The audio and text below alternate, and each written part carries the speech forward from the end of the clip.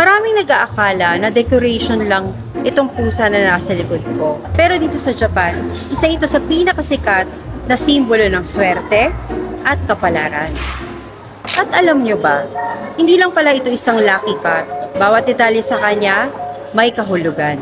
Nakikita ninyo itong pusa na to? Ang tawag dito ay manekineko o ang tinatawag nilang beckoning cat. Ang salitang maneki, ibig sabihin ay mag-imbita o tumawag, habang ang neko ay pusa. Kaya ang literal na ibig sabihin nito ay ang pusang nag-aanyaya. Kaya mapapansin ninyo, halos lahat ng restaurant, souvenir shop, convenience store, hotel, kagaya dito sa Aeon Mall at iba pang negosyo dito sa Japan, may ganitong pusa.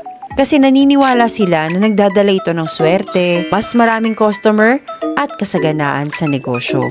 Pero ang nakakatuwa, hindi lang pala basta pusa ang tinitingnan dito. Bawat detalye sa manekineko may simbolo. Halimbawa, itong nasa harap natin, nakataas ang kaliwang paa. Ang ibig sabihin nito ay inaanyayahan niya ang mga customer at mga bisitang pumasok sa negosyo. Kaya madalas nitong makikita sa mga tindahan at restaurant. Kapag naman kanang paa ang nakataas, ang paniniwala nila ay mas nakakaakit ito ng pera, swerte at financial success. Tingnan nyo naman itong isa na mayroong hawak na malaking gintong barya. Ang tawag dito ay koban, isang sinaunang gintong barya sa Japan. Simbolo ito ng kayamanan, kasaganaan at magandang kita sa negosyo.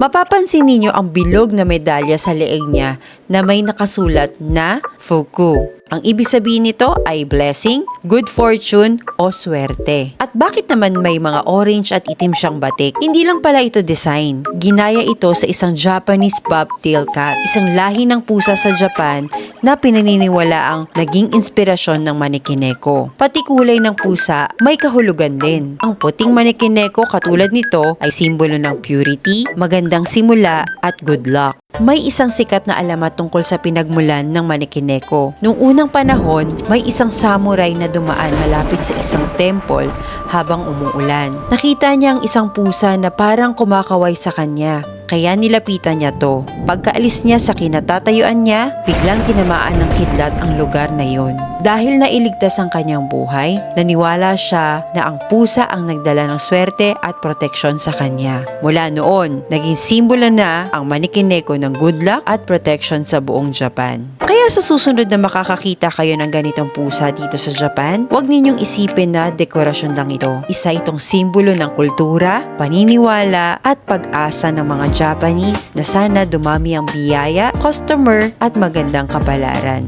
At kung ikaw ang tatanungin ko, kung bibigyan ka ng pagkakataong maglagay ng manekineko sa bahay o negosyo ninyo, ilalagay nyo rin ba? This is Sayumi J, sharing insights and stories. Let's explore more about Japan together. Allow me to reintroduce myself. My name is